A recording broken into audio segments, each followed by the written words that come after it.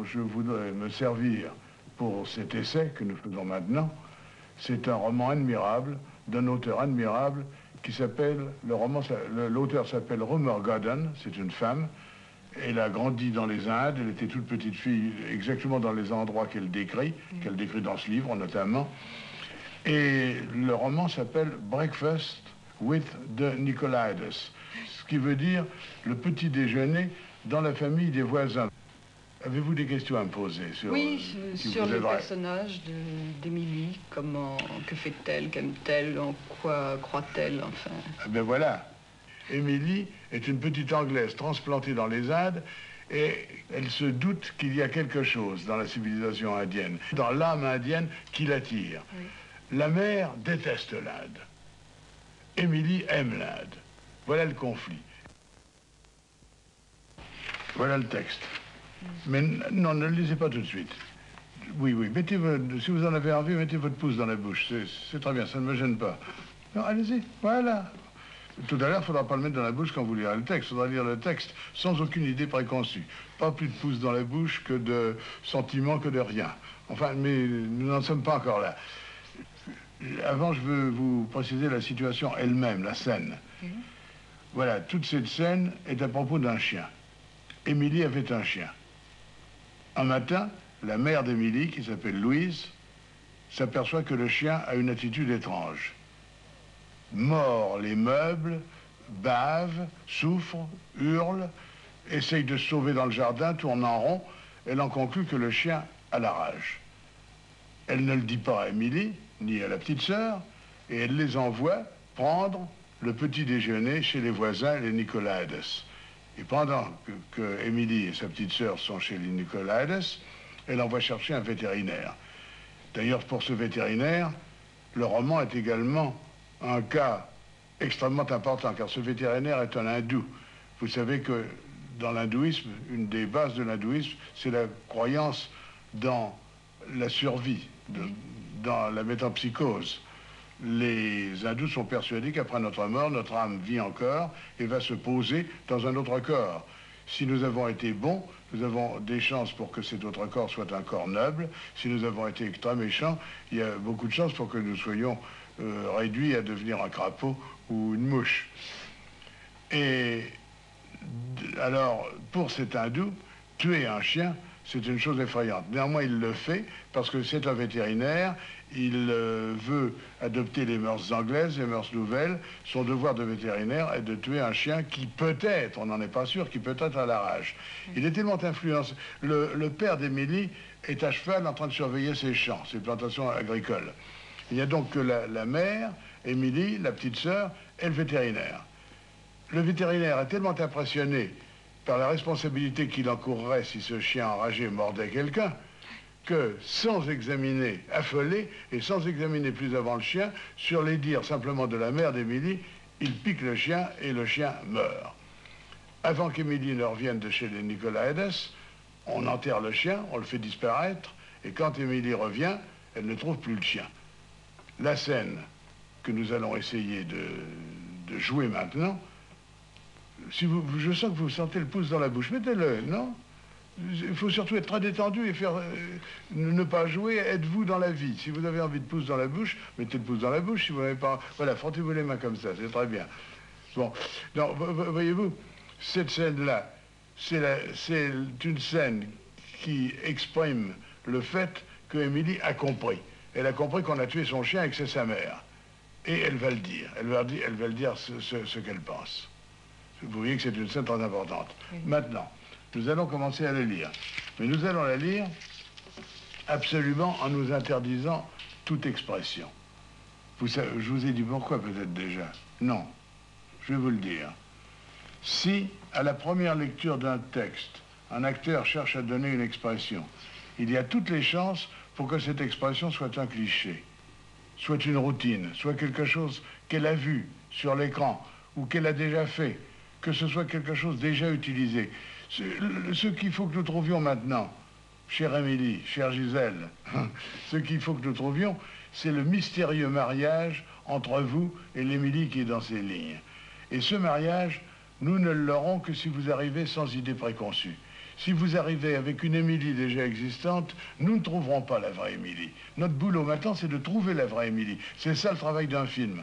Si dans un film, on trouve chaque rôle, l'acteur et le metteur en scène ensemble, ou l'acteur tout seul trouve le rôle, eh bien, on a un grand film. On a un grand film parce que les personnages sont des personnages qui ne correspondent à aucun autre personnage connu, ce sont des personnages originaux, ce sont vraiment des créations. Alors, je vais vous dire comment je connais cette méthode. Cette méthode, je la dois à Michel Simon. Lorsque je travaillais avec Michel Simon, il me parlait tout le temps de la méthode à l'italienne. Et cette méthode à l'italienne, d'ailleurs, j'ai remarqué que Jouvet répétait comme ça. Puis alors j'ai pris des renseignements, j'ai appris que des gens, tout très honorables, comme M. Shakespeare ou M. Molière, avaient travaillé comme ça. Ça consiste à lire un texte exactement comme si on lisait l'annuaire téléphonique. On s'interdit absolument toute expression. On lit, on lit, on lit, les mots, les mots. Et puis alors ça pénètre tout doucement. L'esprit s'ouvre, le cœur s'ouvre, les sens s'ouvrent. Et à un certain moment, si l'acteur ou l'actrice a des qualités, vous avez comme une petite étincelle. Pan, ça part, et vous avez le personnage. Ben voilà, nous allons chercher ce personnage maintenant ensemble. Alors voilà, nous commençons à lire, et nous commençons à lire sans aucune expression. Maman, vous voulez que je vous embrasse? Avant, il faut que je vous dise quelque chose. C'est peut-être encore même trop d'expression. Je voudrais une voix absolument neutre, comme un gosse qui lirait l'annuaire téléphonique. Voyez-vous, vous voulez que je vous embrasse, avant il faut que je vous dise quelque chose. À ce point-là. Vous voulez que je vous embrasse, avant il faut que je vous dise quelque chose. Je sais ce que vous avez fait à Don, il est mort. Je sais pourquoi il est mort, je sais comment il est mort. Bien sûr, pour les gens, vous avez eu raison de faire piquer Don. Il était peut-être enragé. Il aurait pu mordre un enfant. Me mordre. Voilà, voyez-vous, je vous arrête. Trop d'expressions sur « il aurait pu mordre un enfant ». Lorsque vous pensez à l'enfant mordu, vous avez immédiatement des images qui affluent vers votre cerveau et vous imaginez la tragique morsure d'un enfant. Faut pas, parce que c'est peut-être pas ça que vous imaginerez quand vous aurez trouvé votre personnage. Peut-être quand vous aurez trouvé votre personnage, vous découvrirez que Émilie a tellement de ressentiments qu'elle ne s'apitoie pas du tout sur l'enfant mordu, mais seulement sur Don. Oui. N'est-ce pas? En réalité, peut-être même que Émilie, nous allons peut-être trouver une façon absolument inattendue de marquer la douleur d'Émilie. Peut-être qu'Émilie rit quand elle a une grande douleur. Peut-être qu'elle est insultante, peut-être qu'elle crache, ou peut-être qu'elle est absolument immobile et qu'elle ne fait rien. On ne sait pas encore. Alors, ne nous fermons pas l'avenir en décidant ce que fera Émilie. Nous ne le savons pas. Nous lisons les lignes simplement pour pénétrer Émilie, pour connaître Émilie. Une autre parenthèse. Lorsque j'ai fait Boudu avec Michel Simon, eh bien, il n'y a pas que les lignes qui aident à trouver un personnage. Il y a aussi la démarche. Le jour où Michel Simon m'a parlé avec la voix de Boudu, il marchait aussi avec la démarche de Boudu. Ben vous, quand vous allez me parler avec la voix d'Émilie, vous marcherez comme marche Émilie. Alors allons-y. Je sais comment il est mort. Je sais comment il est mort. Je sais pourquoi il est mort. Bien sûr, pour les gens, vous avez eu raison de faire piquer Don. Il était peut-être enragé. Il aurait pu mordre un enfant, me mordre. Et je serais morte dans des convulsions et en souffrant beaucoup. Pour les gens, vous avez eu raison, mais pour moi, vous avez eu tort. On ne tue pas un corps qui porte une âme. Ne me dites pas comme les gens de l'Ouest que les chiens n'ont pas d'âme. Don, en tout cas, lui, avait une âme. Cette âme est immortelle. Et si Don est mort en état de péché, il est peut-être maintenant réincarné dans le corps d'une puce. Ça vous fait plaisir de penser que Don est une puce? Bon, alors voyez-vous, là, j'arrête. Vous ne pouvez pas vous empêcher de redonner de l'expression. Et vous avez dit, ça vous fera plaisir de penser que Don est réincarné dans le corps d'une puce. Vous l'avez dit avec un reproche. C'est parce que la situation appelle le reproche. Peut-être avez-vous raison, peut-être avez-vous déjà, Émilie. Je n'en sais rien. Mais pour en être sûr, on va recommencer. Lisez encore une fois. Maman, vous voulez que je vous embrasse? Avant, je dois vous dire quelque chose. Alors attendez, essayez de me le dire sur un ton encore plus neutre. Maman, vous voulez que je vous embrasse, mais avant j'ai quelque chose à vous dire.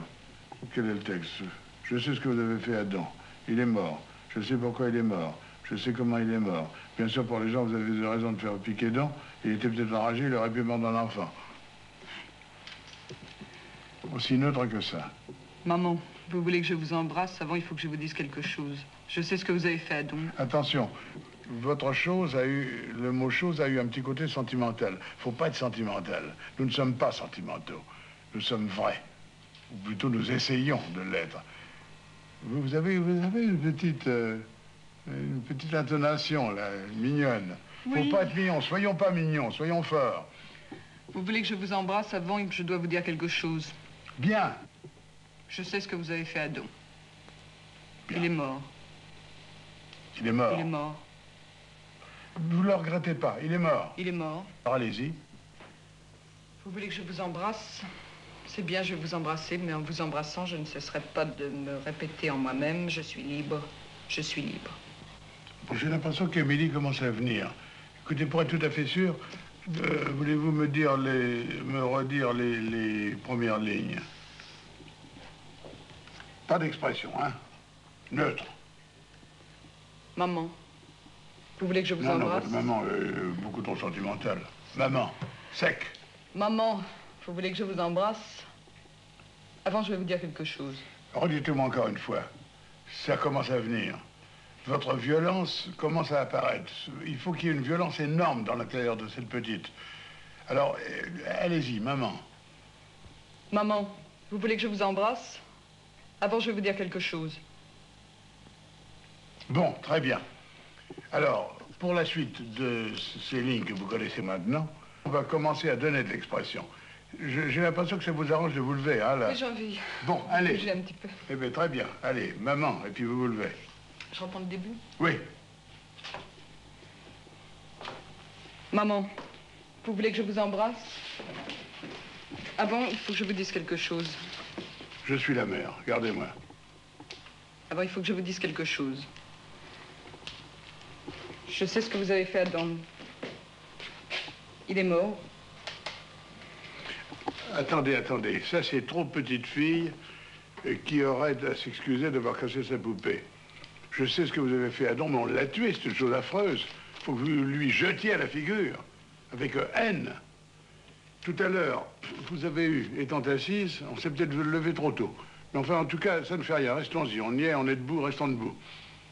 Redites-moi la première phrase. On va travailler sur la première phrase. Maman, vous voulez que je vous embrasse? Maman, vous voulez que je vous embrasse? Avant, je dois vous dire quelque chose. Bon, votre avant, faut que je vous dise quelque chose, est bon. Vous allez me dire ça. Maman, vous voulez que je vous embrasse avec plus de haine et de fureur. Avant, il faut que je vous dise quelque chose, il faut que vous le fassiez comme si vous vouliez la mordre. Allez-y. Maman, vous voulez que je vous embrasse? Avant, je dois vous dire quelque chose. Je sais ce que vous avez fait à Don. Bon, alors, il faut que je vous dise quelque chose, est trop faible. Il faut que nous poussions ça plus. Peut-être que ces gestes, la cigarette vous gêne. Tenez, mettez dans la cigarette. Voilà. Réasseyez-vous. Et avancez-vous vers moi. D'abord, maman. Maman, vous voulez que je vous embrasse? Non, c'est pas bon ça non plus. Venez vers moi sans parler. Réasseyez-vous. Arrivez. Maman, vous voulez que je vous embrasse? Voilà. Vous l'avez? Allez. Avant, je dois vous dire quelque chose. Allez. Je sais ce que vous avez fait à Don. Il est mort. Je sais pourquoi il est mort, je sais comment il est mort. Bon, c'est très bien jusqu'à il est mort. Le je sais pourquoi il est mort, vous repartiez dans la sentimentalité. Je sais pourquoi il est mort. Il faut... Surtout, ne faites pas comme moi. Je veux que ce soit vous qui jouiez, pas Jean Renoir. C'est Gisèle qui joue. Avec votre personnalité, pas avec la mienne. Mais cette phrase, je sais pourquoi il est mort, je sais comment il est mort, il faut que ce soit comme un cri de désespoir. Ce chien était tout l'amour de sa vie. Alors, redites-moi du début. Maman, maman. Asseyez-vous. Maman, vous voulez que je vous embrasse? Avant, je dois vous dire quelque chose. Non, c'est pas assez agressif. Aboyez. Vous voulez la mordre en disant ça. Vous voulez que je vous embrasse? Vous voulez que je vous morde? Maman, vous voulez que je vous embrasse? Avant, je vais vous dire quelque chose. Bon, vous pouvez garder votre main qui gratte les cheveux, ça va très bien. Recommencez avec la main qui gratte les cheveux, c'est une très bonne trouvaille. Allez-y. Maman, vous voulez que je vous embrasse? Avant, je dois vous dire quelque chose. Je sais ce que vous avez fait à Don. Il est mort. Il est mort, sec. Il est mort. Bon, je crois qu'on peut commencer à passer au stade suivant, c'est-à-dire à rechercher votre expression personnelle. Mais surtout, tâchez de bien oublier tout ce que vous avez vu à propos de scènes de ce genre. Il faut que ce soit vous et pas d'autres, n'est-ce pas? Alors, écoutez, on va peut-être recommencer, hein, depuis le début. Je peux bouger un petit peu? Oui, oui, allez, bougez.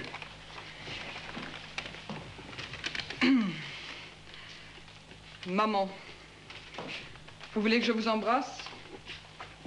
C'est bien. Mais avant, il faut que je vous dise quelque chose. Bon, approchez-vous de moi. C'était pas très bon, ça.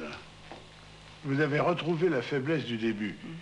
Je veux une fille forte, en colère, hargneuse, méchante. Tenez, mettez-vous ici, vous serez mieux. Comme ça. Puis regardez-moi bien dans les yeux. Et puis allez-y. Vous voulez que je vous embrasse? Maman, vous voulez que je vous embrasse? Avant, je dois vous dire quelque chose. Bon, essayons autre chose maintenant. La colère, vous l'avez maintenant. Alors, essayons une colère qui se cache sous un visage absolument calme. Essayez ça. Mais bien dans les yeux. Et pendant que vous dites les mots, vous regardez mes yeux, vous voudriez les arracher. Mais les mots sortent avec une voix très calme. Essayez ça.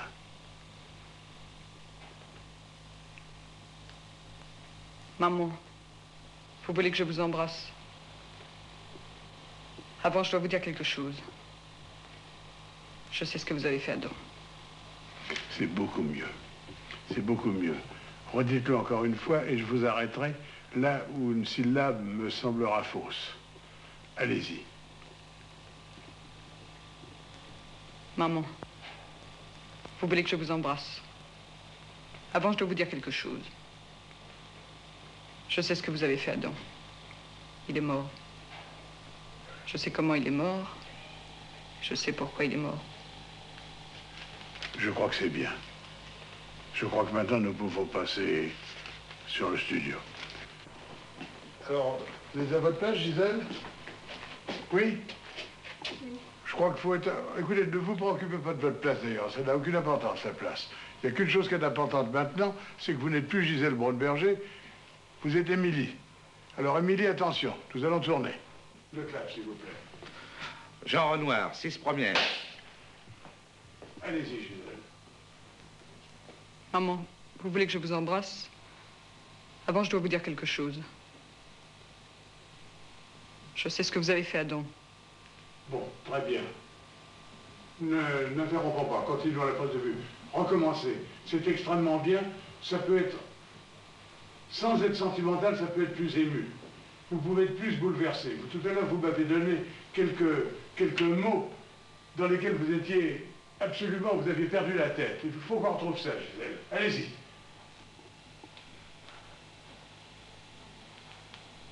Maman, vous voulez que je vous embrasse? Avant, je dois vous dire quelque chose. Je sais ce que vous avez fait à Don. Il est mort. Je sais comment il est mort. Je sais pourquoi il est mort. Bien sûr, pour les gens, vous avez eu raison de faire piquer Don. Il était peut-être enragé. Il aurait pu mordre un enfant. Me mordre. Mais je serais morte dans des convulsions et en souffrant beaucoup.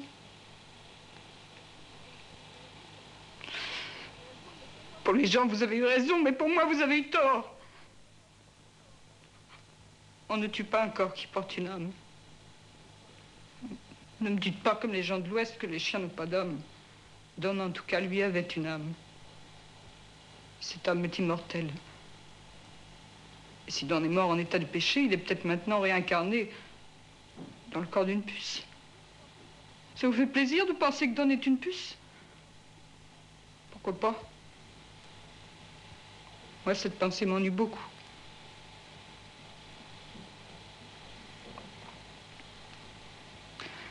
Vous voulez que je vous embrasse? C'est bien.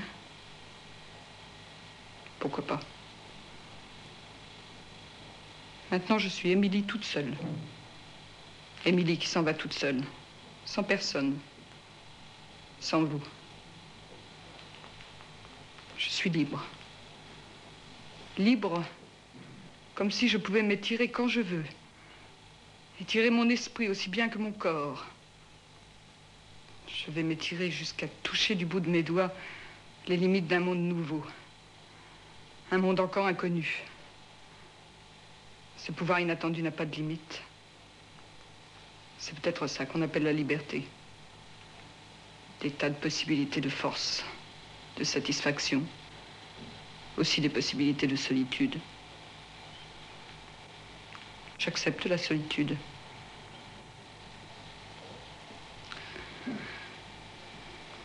Vous voulez tout de même que je vous embrasse? C'est bien. Je vais vous embrasser. Mais en vous embrassant, je ne cesserai pas de répéter en moi-même. Je suis libre. Je suis libre.